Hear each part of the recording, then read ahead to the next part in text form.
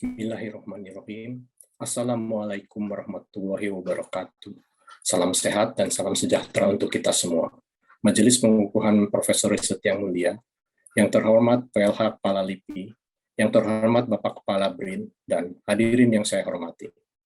Pertama-tama marilah kita panjatkan puji syukur kehadirat Allah Subhanahu wa Ta'ala atas segala rahmat, nikmat, ilmu, dan karunia-Nya.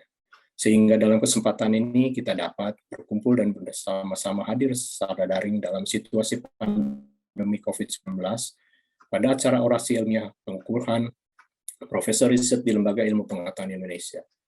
Pada kesempatan yang berbahagia ini, dengan segala kerendahan hati, izinkan saya menyampaikan orasi ilmiah dengan judul Pemanfaatan Hasil Riset Kepingan Kerak Samudra Purba dalam Perspektif Dinamika Kerak Bumi Aktual. Pidato ini disusun menjadi 7 bab, dari bab dahuluan dan sampai bab 7 penutup. Majelis Pengukuhan Profesor Riset LIPI yang mulia dan para hadirin yang saya hormati. Penyebaran kerak samudra di daratan Indonesia tersebar dari Sumatera sampai Papua. Dari mana sumbernya, apa saja jenisnya, dan berapa umurnya? Kepingan kerak samudra di daratan berasosiasi dengan zona tumbukan lempeng purba yang membentuk kompleks bancuh yang menjadi ciri dari Asia bagian Tenggara. Kepingan kerak samudra merupakan sumber daya logam dasar seperti nikel, krom, mangan, besi, atau seng, unsur tanah jarang atau seperti skandium, dan unsur dari kelompok platinum. Penelitian geologi pada era 80-90-an di Indonesia masih dilakukan secara konvensional.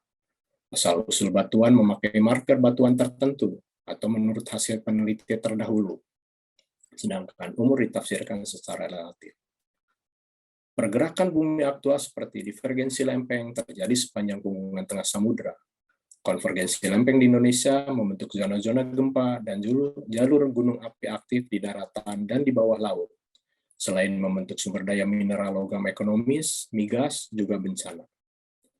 Pemahaman dan pemanfaatan pengetahuan kerak samudra yang mengalasi dasar laut perairan Indonesia sangat strategis karena terkandung di dalamnya sumber daya masa depan dan dilihat dari sudut pandang kedaulatan negara perairan. Majelis Pengukuhan Profesor Riset LIPI yang mulia dan para hadirin yang saya hormati. Hubungan tengah samudra merupakan sumber utama pembentukan kerak samudra dan selubung bumi baru. Kepingan kerak samudra atau oviolit dapat terbentuk sepanjang hubungan tengah samudra atau busur kepulauan atau juga di tepian kerak benua. Kepingan kerak samudra purba dimanfaatkan untuk mempelajari kerak samudra, astenosfer, dan marker kegiatan tektonik masa lalu. Oviolit atau kerak samudra atau litosfer samudra terbentuk melalui proses magmatisme dari pelelehan sebagian selubung ler solid atau hasil pelelehan ulang kerak samudra yang tersubduksikan. Profil oviolit lengkap disusun dari yang paling dalam, yaitu batuan mafic, ultramafic, dan atau peridotit, dan basal di dekat permukaan dasar laut. Sebagai kepingan-kepingan tektonik telah mengalami deformasi dan atau metamorfisme.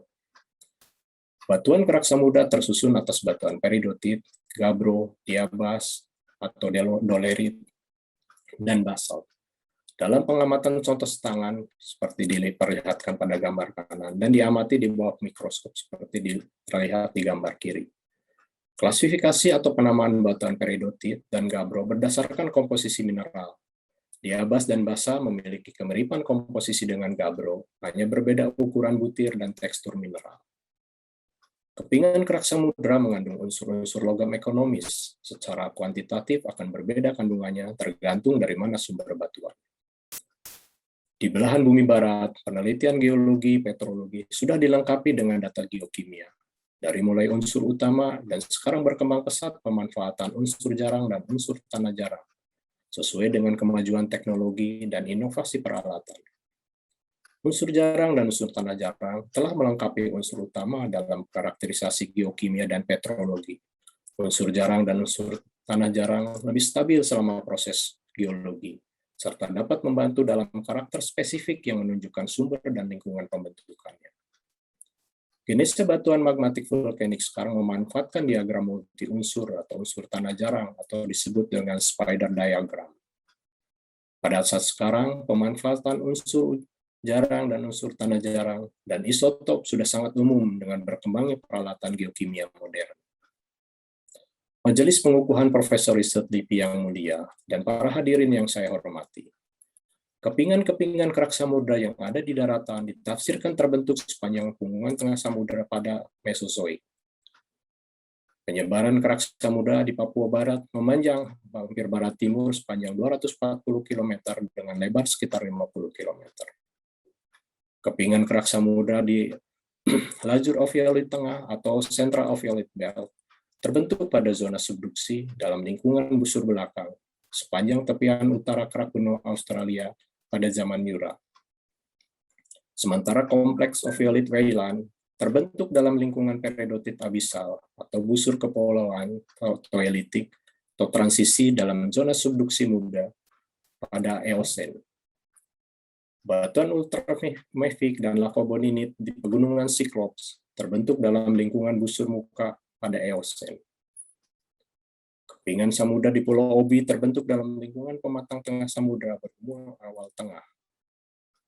Kepingan kerak samudra Pulau Ambon dan Seram terbentuk dari magma selubung baji subduksi dalam lingkungan cekungan busur belakang pada Miosin awal, diikuti pembentukan busur gunung api Toleit pada Miosin tengah.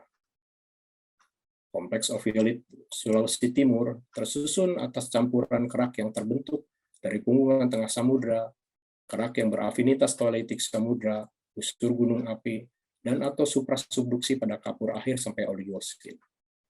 Fragmen kerak samudra di kompleks Bantimala berasal dari punggungan tengah samudra. Sementara di kompleks baru, magma berasal dari magma suprasubduksi tepian cekungan atau cekungan busur belakang. Di pegunungan Maratus Bobaris Kalimantan, kepingan kerak samudra terbentuk dari hasil pelelehan selubung litosfer selama proses perakahan kerak benua pada Jura atas. Ketebalan kerak samudra kompleks Maratus Bobaris berkisar antara setengah kilo sampai 2 km menurut pemodelan 2 dimensi anomali Bogge gaya berat. Kepingan kerak samudra dan batuan metamorfik di Pulau Jawa membentuk batuan dasar Pulau Jawa. Bisa teramati di Kompleks Geologi Bayah di Banten, di Celetu Sukabumi, Jawa Barat, atau di Kompleks Melang Lok Ulo Karangsambung, Jawa Tengah. Di Bayah, kepingan kerak samudra seperti basal, diabas, atau gabbro telah mengalami metamorfisme. Metamorfisme batuan terjadi akibat pengangkatan, yaitu selama proses akresi pada awal dan tengah Eosen, dan kemudian diterobos oleh kompleks granodiorit Cihara pada Oligocene. Sementara di Celetu, kepingan kerak samudra terbentuk dalam lingkungan busur kepulauan pada awal tersier atau Eosen tengah. Kepingan kerak samudra di dalam kompleks batuan Bancu Lok Ulo terbentuk dalam punggungan tengah samudra atau ENMO pada 110 sampai 81 juta tahun yang lalu. Majelis Pengukuhan Profesor Riset LIPI yang mulia dan para hadirin yang saya hormati. Pengetahuan dan pemahaman baru terkait pembentukan kepingan kerak samudra di daratan Indonesia menunjukkan bahwa kerak samudra terbentuk dengan rentang waktu mulai zaman Mesozoik, masa Jura Kapur, kemudian submasa Paleogen, dan kala Oligocene serta paling muda adalah kala Miosen. Kepingan kerak samudra terbentuk dari berbagai macam lingkungan tektonik. Kepingan samudra tersebar sepanjang jalur penunjaman purba yang membentuk zona sutura atau sutur zone dari Jawa ke Kalimantan, kemudian sepanjang bagian tengah Papua. Majelis Pengukuhan Profesor Riset LIPI yang mulia dan para hadirin yang saya hormati. Penelitian kerak samudra purba sangat bermanfaat dalam pengembangan ilmu pengetahuan dasar seperti petrogenesa, umur, dan pengembangan konsep tektonik. Dalam perspektif dinamika kerak bumi aktual, pemahaman dasar kerak samudra dapat dimanfaatkan dalam upaya mitigasi bencana, menggali potensi sumber daya logam, dan migas, atau berperan dalam isu-isu strategis. Dalam upaya mitigasi bencana, telah disusun buku-buku panduan, buku analisis tingkat kesiapsiagaan menghadapi gempa dan tsunami, berbasis hasil riset. Hasil pelatihan beberapa dituangkan dalam bentuk SNI.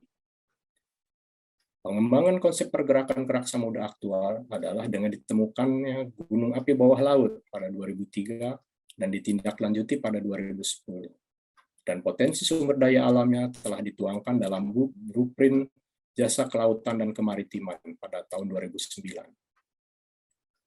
Gambaran cerobong atau rekahan hidrotermal pada kedalaman 1.900 meter. Variasi kandungan unsur dan mineral ekonomis kerak samudra yang bersumber dari selubung bumi, contohnya adalah dari Horoman Jepang, dibandingkan dengan kerak samudra dari busur gunung api atau subkontinen. Dalam sistem busur kepulauan volkanik, diharapkan terjadinya pengkayaan unsur-unsur logam ekonomis melalui proses hidrotermal ataupun pelapukan seperti tanah pada tanah laterit. Hasil pengolahan tanah laterit berkadar rendah masih dihasilkan logam ferronikel sebagai bahan baja tahan karat. Selain itu, tanah laterit berpotensi mengandung skandium. Cekungan Mamberamo di Papua yang dialasi oleh kepingan kerak samudra purba diperkirakan berpotensi dalam pembentukan hidrokarbon. Pemahaman dan pengetahuan dinamika bumi aktual telah dimanfaatkan dalam menyusun submisi klaim landas kontinen di luar 200 nautical mile di barat di perairan Sumatera pada 2008 dan di perairan di utara Papua pada 2018 dan 2019 lalu. Majelis Pengukuhan Profesor Riset LIPI yang mulia dan para hadirin yang saya hormati, kepingan kerak samudra purba yang tersebar di beberapa pulau di Indonesia merupakan jejak konvergensi lempengan bumi di masa lalu. Kepingan-kepingan kerak samudra terbentuk dalam lingkungan tektonik yang beragam, mulai dari lingkungan busur gunung api, punggungan tengah samudra, basal kepulauan samudra, dan subkontinen. Umur kerak samudra dimulai dari kala Jura Tengah sampai yang termuda adalah kala Miosin Tengah sampai Miosin Akhir. Pengetahuan umur pembentukan dan asal-usul kerak samudra memberikan gambaran baru tatanan geologi dan tektonik, serta kandungan unsur logam ekonomis ataupun potensi migas. Dalam perspektif dinamika kerak bumi aktual, pemahaman dan pengetahuan dasar kerak bumi dapat dijadikan landasan dalam upaya mitigasi bencana. Kerak samudra yang merupakan alas dari dasar laut sangat strategis sifatnya bagi Indonesia sebagai negara benua maritim. Perluasan wilayah laut di luar 200 nautical mile dalam jangka panjang akan sangat bermanfaat bagi Indonesia. Majelis Pengukuhan Profesor LIPI yang mulia dan para hadirin yang saya hormati. Hasil penelitian kepingan kerak samudra purba dalam perspektif dinamika kerak bumi aktual sebagai berikut. Kepingan kerak samudra purba terbentuk pada kisaran umur dari Mesozoik sampai Tersier. Kepingan kerak samudra terbentuk dalam lingkungan punggungan tengah samudra, basal kepulauan samudra, subkerak benua, dan kepingan kerak samudra busur kepulauan. Pengetahuan tentang umur dan lingkungan tektonik pembentukannya dapat mengubah tatanan tektonik dan konsep geologi, terutama dikaitkan dengan potensi sumber daya geologi. Diperlukan sinergi hulu hilir untuk memberikan penelitian yang optimal, lebih terarah, dan efisien. Di masa depan diharapkan ilmu geologi petrologi dapat lebih berperan dalam menjawab kebutuhan masyarakat dan menyumbangkan pemikiran dalam kebutuhan strategis nasional. Ucapan terima kasih. Alhamdulillahirabbil alamin. Puji syukur kehadirat Allah Subhanahu wa taala atas karunia, rahmat, dan ilmunya, sehingga pada hari ini telah disampaikan naskah orasi ilmiah Profesor Riset Lingkungan LIPI. Terima kasih setulus-tulusnya kepada Ayahanda Ahmad Zain rahimahullah, Ibu Retna Juwariah rahimahullah, Ibu Sambung Nawang Bulan rahimahullah, dan juga Bapak Mertua Muhammad Soleh rahimahullah, Ibu Mertua Ratnanisi rahimahullah, yang telah mendidik, mendukung, dan memberikan semangat dengan penuh kesabaran dan keikhlasan. Kakak-kakak dan juga adik-adik yang telah bersama-sama berjuang sambil saling mengisi, mengingatkan, dan memberi semangat, sehingga bisa menyampaikan orasi pada pengukuhan Profesor Riset LIPI pada hari ini, 1 September 2021. Sangat tidak terlupakan ucapan terima kasih kepada istri tercinta Dede Siti Khadijah, yang dengan sabar memberikan semangat dan dukungan pengorbanannya, dan ananda tercinta Andes Pratama. Ucapan terima kasih pertama disampaikan pada Presiden Republik Indonesia Insinyur Haji Joko Widodo yang telah menetapkan sebagai peneliti ahli utama pada Mei 2018. Saya mengucapkan terima kasih kepada Bapak Dr. Laksana Trihandoko sebagai Kepala Badan Riset dan Inovasi Nasional. Saya mengucapkan terima kasih kepada Pejabat Pelaksana Harian Lembaga Ilmu Pengetahuan Indonesia, Dr. Agus Haryono. Saya mengucapkan terima kasih kepada Ketua Majelis Pengukuhan Profesor Riset Bambang Subianto, Sekretaris Majelis Pengukuhan Profesor Riset Gadis Sri Haryani. Saya mengucapkan terima kasih kepada Kepala BOSDM LIPI Dr. Heru Santoso, Sekretaris Utama LIPI Raden Nur Tri Aries Suestiningtyas. Saya mengucapkan terima kasih kepada tim penilai naskah orasi sekaligus anggota Majelis Pengukuhan Profesor Riset Dr. Muhammad Rahman Juasa, Profesor Dr. Adi Maulana, Profesor Riset Dr. Hananto Kurnio. Ucapan terima kasih disampaikan kepada Deputi Ilmu Pengetahuan Kebumian dan Kepala Pusat Geoteknologi LIPI. Ucapan juga terima kasih disampaikan juga kepada rekan-rekan peneliti dinamika bumi, TUI dan ESDG. Ucapan terima kasih disampaikan kepada Bapak Ibu guru mulai dari SD, SMP yang telah memberikan pendidikan dasar. Juga kepada Profesor Dr. Suryatma Jarahimullah, Profesor Dr. Insinyur Emi Suparka yang telah memberikan ilmu mengenai kerak samudera. Tidak lupa saya mengucapkan terima kasih kepada senior dan kolega saya yang telah banyak memberikan ide-ide.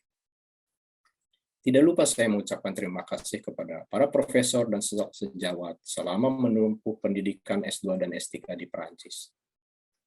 Para inisiator Kompres LIPI diucapkan terima kasih atas persahabatan. Saya mengucapkan terima kasih kepada tim Landas Kontinen dan tim Komisi Teknis 1308 SNI Kebencanaan, BNPB, BSN, dan BMKG. Terima kasih kepada Nugroho Dwi Hananto dan Rainer A. Troa, rekan-rekan P2O, Kapten BJ8, dan seluruh ABK, dan rekan-rekan dari Kementerian Lembaga dan Perguruan Tinggi.